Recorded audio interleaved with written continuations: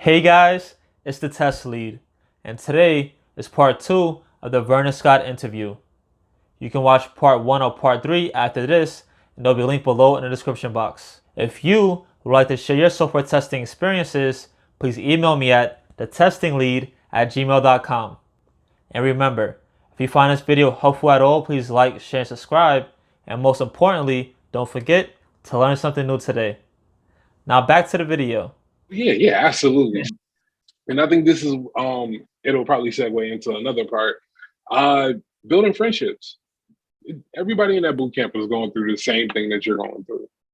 They don't, even though people come from different backgrounds, everybody is in that boot camp to get something. They may know how to code, but they may have never deployed a website. They may have taken some classes on code years ago and they understand the basics, but they don't understand these newer languages that companies are using, like Python. So we're all there to learn.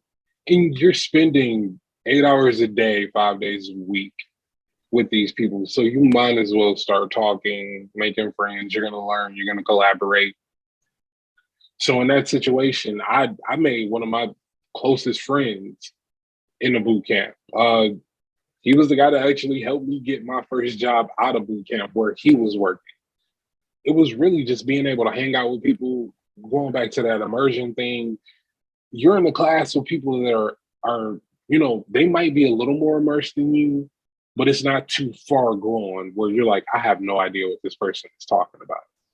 So you'll find people you'll find people in different parts of the shallow end of learning how to code in an immersion pool, if you want to make code in an immersion pool, like metaphor. We're all in the shallow end. Some might be in 3 feet, some might be in 1 feet, some might be just getting their toes in, but we're all kind of in that same general area. So you get to learn from each other and it's fun. A lot of them have cool amenities. We're out of the pandemic. I don't know what it was like in the pandemic. I went to a boot camp outside of one. So being able to wake up in the morning, grab coffee, hang out with people and learn people as you're learning code and you're sharing stuff. It was a great time. So I still talk to a couple of people outside of the boot camp, and it's 6 years later. So that's another thing. Network. Especially in boot camps because you guys basically had the same core skill set from the boot camp. So if one of them get hired, and that company's hiring more people, they can connect you. That's an easy connection. Absolutely, absolutely. That's how I got my first job. My friend got hired, and then he heard that they were doing another round of hiring like 6 months later. And as soon as they started that next round of hiring, I got in. But that means you still have to do your part where that person trusts to refer you, because if you're just slacking off, they can be like, I'm putting my name on the line to refer you, then it's not worth it. So if you are taking that next step, go all in. Yeah, your work with faith without work is fruitless. So trust me, you have to do the work. Luckily, I was on my midterm project with this guy and my final project with this guy. So he knew that I would do the work. So he was like, I have no problem vouching for you. I've seen you work.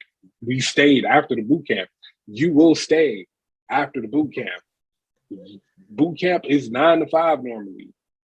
That is the office hours for the teachers. The hours for you are something like 8 o'clock to 10:30, maybe sometimes, maybe 11. I've walked out of there at midnight one time. You never know. But you will stay after a boot camp because whatever you learned, you're not gonna fully 100% understand that day. So it's a process. And that's the thing with the learning process. You might hear it from one time from one person and be like, I don't get it. Then you hear it two Yeah, or three more times from different perspectives, like, oh, now it's starting to click for me because they phrase it different. yeah, ubiquitous lane. That is the biggest thing about tech. It's like 4 or 5 terms for like almost everything. Yeah. It's nicknames that become common language, the actual definition. If you work at a company, they might call it something totally different in that company. you never know. So yeah, you gotta stay on it. Quick pause. I hope you're enjoying the video so far. If so, don't forget to like it. And more importantly, subscribe to my email list on my website. I will have a manual QA as well as an automation QA course coming out before the year is out. And by subscribing, which is free, you'll get notified first when it's coming out. Now back to the video. So you said you got the job through your other through your other person in the camp, but do you feel like the camp prepared you skill wise for that job?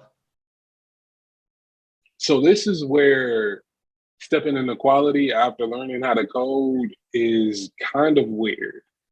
So I never knew what quality was. I never knew what testing was. I just assumed that before I knew tech, developers wrote something and then you just deployed it.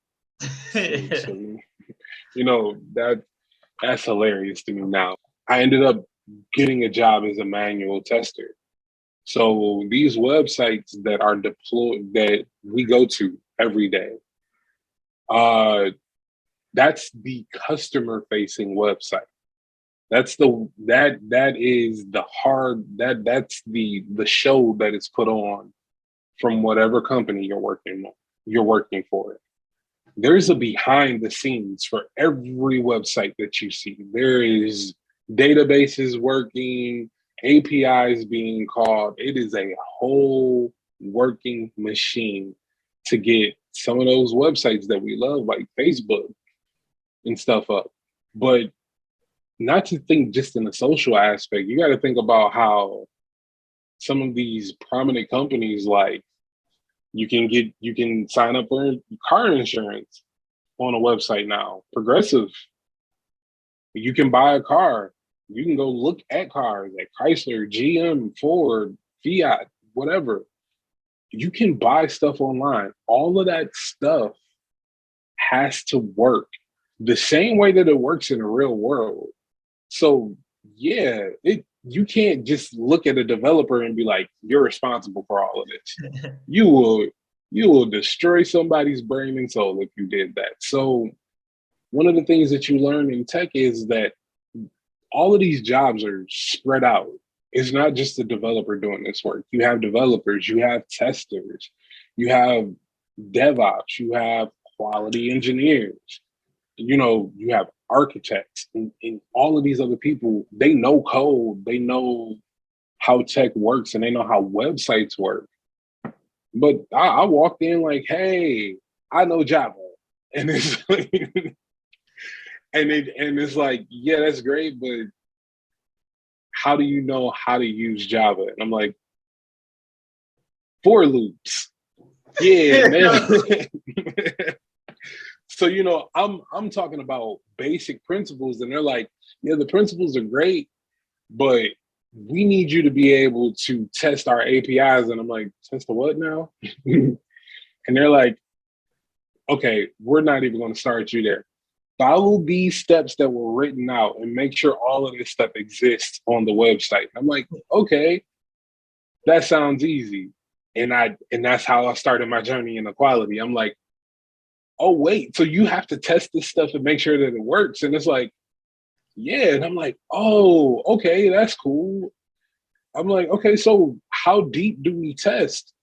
So the manual testing job led me to becoming actual quality consultant for a startup, because I was only testing the UI. So I was writing test cases. And at the first job, like the first 6 months, I was a manual tester. And then I'm like, yo, I know how to code. I know how to code. And they were like, okay, well, we're starting an experimental automation team, because they vendored testing out to other companies. Mm-hmm. So they were starting to do experimental automation. So I joined that team. I was really just doing scrum work for them, like making sure that the meetings and everything, the work was tracked. And I would help implement some stuff in scripting, but it wasn't really that deep. You can only go so deep when you only have this much access being a vendor. So I became a quality consultant for a startup, so I can see deeper And it was a short contract, but I ended up really understanding like, yo, testing starts at the moment that quality starts at the moment that you conceive the idea that you want to do something. And I'm like, oh, okay. So how deep does this go?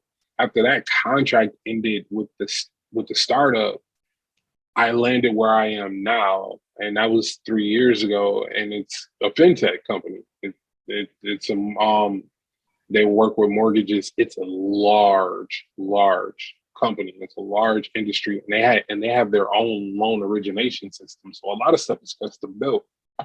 So now when I'm like in the matrix of it all, where I can see I'm following stack trace calls. Today I logged my first, and trust me, as somebody that just I found my own production bug. Like nobody else caught this bug, and I'm considered new to some degree there. So for me, logging my first production level bug today was like some level of accomplishment. Like, yo, I confirmed this bug. I saw this bug in this huge system, and I'm like, yo, what's that right there? So the progression and the growth in learning quality, like up until this job now, I was never certified in quality. Now I am. I'm a certified software tester. So the journey has been great, and I can't wait to see where it takes me next. Like I think I want to be a validation engineer after this. Like put some real code on the line and see if it works. Like stuff that works, interact with hardware on a deeper level. Quick break. If you're enjoying the video so far, please leave a like so I know you like this type of content. Also, please subscribe to my free email list on my website. I plan to come out with some courses as well as books very soon, and I want you to be the first to know. By subscribing for free, you'll get a notification when those are coming out. Now back to the video. So overall, how you felt like the job market has been for you since you first came out till now? How do I feel the job market has been? For you, yeah. The job market. Oh. Yeah, like going on interviews, that whole process. Oh, interviews are interesting. So one of the most important things that I would like to say is that whatever skills that you have are only preliminary in the interview. Research that company, because it's only going to speak better to who you are as a person in tech, really, because tech is a lot of research and documentation. And people fail to realize that. So the more you show you like to do research, the better you come off, because that means you're willing to be well read about what you're speaking to and what you have going on. So researching companies is important. Knowing what languages they use, what IDE they have, what methodologies they prefer are important. So yeah, you can know how to code, but going back to when I walked into my first job and I'm like, I know Java. It was kind of useless to Chrysler at that, the vendor. It wasn't Chrysler at that point in time. That was a different project. It was useless to the vendor because the vendor was working in C#. So even though for tech people that do know, they share some similarities, those are two different languages. The architecture that I knew from the coding bootcamp was elementary level architecture. This is enterprise level architecture over here. You have to be able to speak to some of that stuff, and that's being able to research and talk to people that worked there and are currently working there and gather information. Because when you go into these interviews, they are going to test your knowledge, not just about what you know about coding, but they are going to test you on what you know about the company. Because anybody can come in talking about code and look at a YouTube video an hour before and be like, for loops and, if statements. And they're like, oh, you know how to code. But being able to speak to, hey, I know that you guys use C#. I know Java. but I know that they're both object-oriented programming languages. So I won't be 100% behind the ball while learning C sharp. I still know object-oriented programming, but it me knowing Java will help me learn C sharp to be better for the company. Knowing the IDEs that the company use, because you're going to troubleshoot in that IDE. Oh, you guys use, let's say, Visual Studio. Oh, I didn't use Visual. I use Visual Studio in my bootcamp, so I know the IDE. I know exactly what's going on. I won't be unfamiliar with it, so I can. So it'll take less time to train me up and ramp me up, so I can be of a contribution to the team. Things like that. I had a funny story about researching companies. So I was at a point, this is when I was applying for my consulting firm. But at the time, I was applying for a bunch of jobs, going on interviews all the time and stuff. Now I have like these tech interviews, these code interviews, be easy. I get this one particular one. They say, here's this booklet, fill it out, do all the coding problems, and we'll be back in 10 minutes. I'm breezing through. Then the last question is, what does their acronym stand for their company name? And I'm like, oh, snap. And I have no idea. Because you so focused on, I got to be able to go, I got to know these code problems. And I'm looking around for like any signs or anything. I'm like, damn, I'm about to fail this because I don't know the company name. Then on the bottom says copyright, this, and that. And I'm like, oh, snap. That was my saving grace. Now I actually got hired for that job, but I'm like, I was so caught up in just doing interviews and not researching the companies itself, almost blew a job. Yeah. And that's the thing, like those companies know, especially coming out of a boot camp, you're looking for a job. You're looking for that, what people market on the internet. Oh, your first tech job would be like 60K. You can make six figures in tech. And people are like shooting for a job where they're like, oh, I did some research on this position and I know they make about a medium of 70 to 75K, even though that's probably not going to be the offer that you get. That's another video also, yeah. Yeah, that's a whole nother topic. So, going in there, a lot of people have a mercenary mindset. They treat it like, and anybody that's ever watched an action movie, you get the rookie. The rookie is like, oh yeah, I learned all of this stuff in training, and then you got the experienced person is like, congratulations on the training wheels, taking the training wheels off. None of that means anything. And it's like, wait, what? And that's what it kind of goes to. You can't just come in there with the tool set alone. Like that's anybody can show up to a construction site with a tool belt. Just because you have all of those tools doesn't mean you know what you're doing. And those people want to know, yeah, you have that tool set, but can you speak to it? How can you tell us how you can utilize this tool set that you have to be of value to the company? Way past the tool set. Because yes, you can write a for loop, but what you find out is that it's not a lot to learn how to do a for loop, especially with the pace that the world is changing. Because the world is still moving forward as these years add on. So 1 year out of a boot camp, they might not even be teaching the same language that you learned in the boot camp. Because due to the market trends, like in a job market, 5 years ago, Java was important. They haven't taught Java in like 3 years. And I'm like, oh, whoa, what happened to Java? And I think back to when I first came out of the boot camp, I'm saying Java so much that you thought I was talking about coffee. Like Java this, Java that, Java this, Java this, Java that, Java this. And I'm like, but now if people ask me about Java, I'm like, yeah, I know it. And if you ask me to code into it, you're gonna have to give me a little bit, but it'll come back to me. But if you really want, like now I had to learn Python, the basis of Python. Everyone has Python. I had to move from Python to C sharp. And I'm like, oh, because the startup did Python. Corporate uses C sharp. And you'll find out the reason why all of these places use these different languages. They have its reasoning for it. So yeah, even then, the one language that you learned in a boot camp may not be relevant. So you got to be able to take that toolkit and evolve it, build something from it. You got to take that construction belt and turn it into the utility belt that Batman has and be able to use it. It's crucial.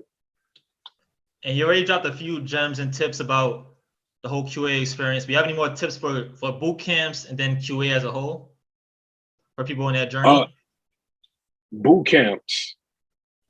Once you leave that boot camp, you do not stop working on projects. You do not stop developing your portfolio, and you do not stop diversifying your portfolio. That was one of the biggest regrets that I had coming out of the boot camp, is that I left myself financially exposed a little bit because I ran into the boot camp. So like once I found out that I got that scholarship, like I got the phone call at work. I took my lunch and typed up my 2-week notice. I'm like, because I wasn't happy in retail sales, and the particular team I was working with at that time was very frustrating.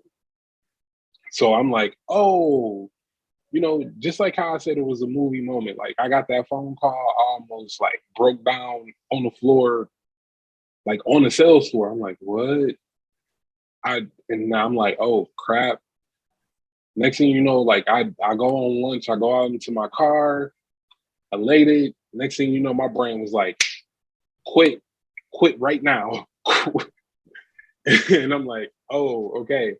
I didn't have like a full long-term plan, like post boot camp and all of that stuff. I kind of got a scholarship. I got the scholarship like 1 month before the boot camp started. So it went from, oh yeah, I'm gonna be working and I got money and I'm paying bills, to I'm not about to be paying bills for the next 90 days minimum. I have no cash flow coming in. So after I graduated my boot camp, I was like in the hole. So I immediately ran back to work. And it got the bills paid, but I let my skills lack in that time. So I didn't get my first tech job until 6 months after my boot camp. And I will attribute part of that. My accountability and my responsibility is that I wasn't working on my portfolio in my off time. Like I went right back to the grind of working. I took manager roles at sales places. So now I'm working hours, like 50 hours. I'm not going to look at code after I was doing that. Like my brain, I was burnt. So you have to keep that portfolio after boot camp. It's imperative. It's important.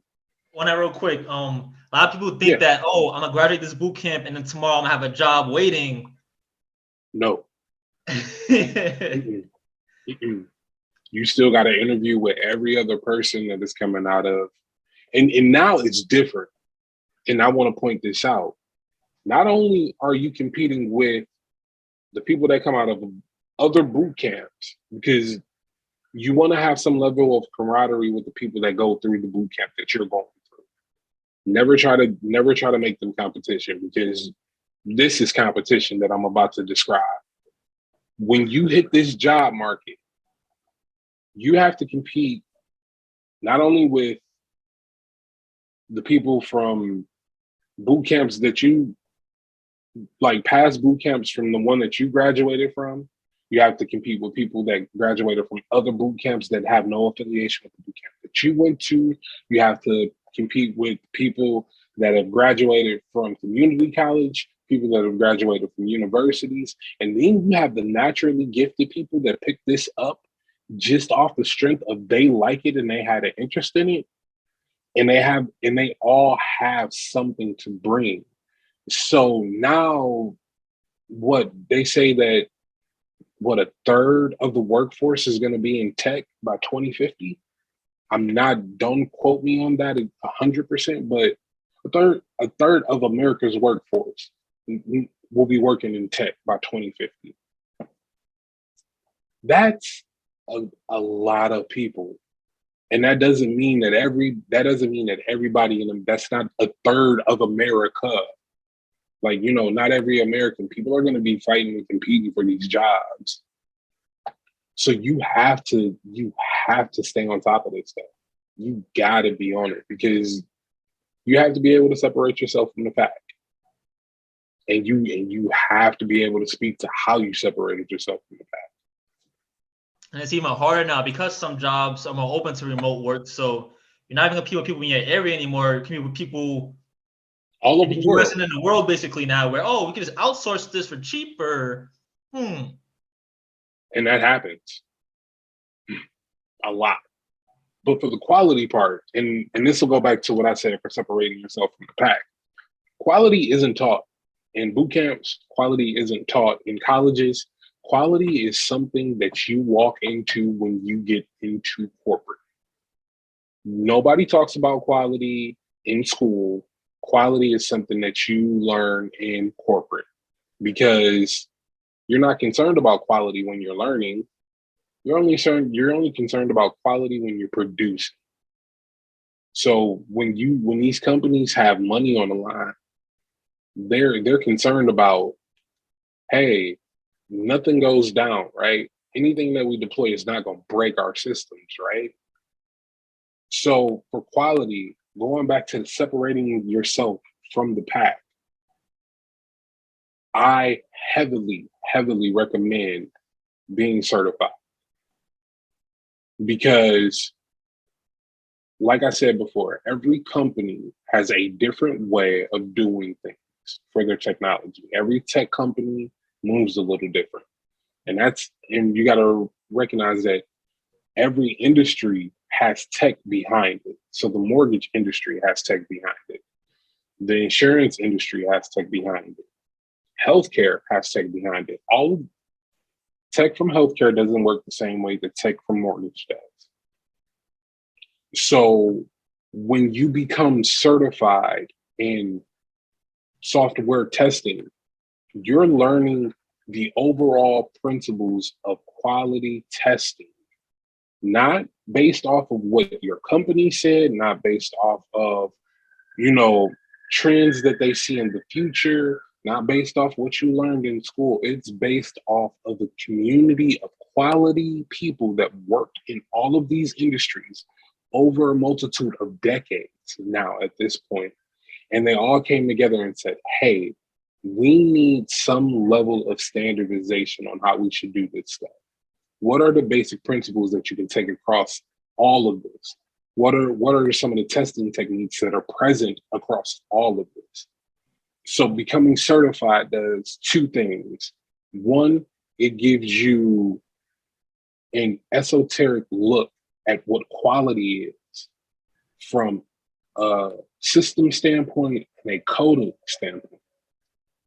And two, it shows your tenacity to be a better quality tester, because becoming certified is not required from anybody.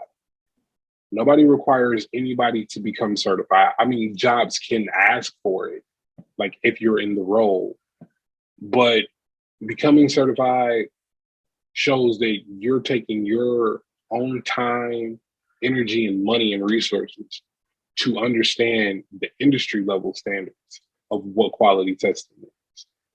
So I got qualified. I got certified. About 6 months ago.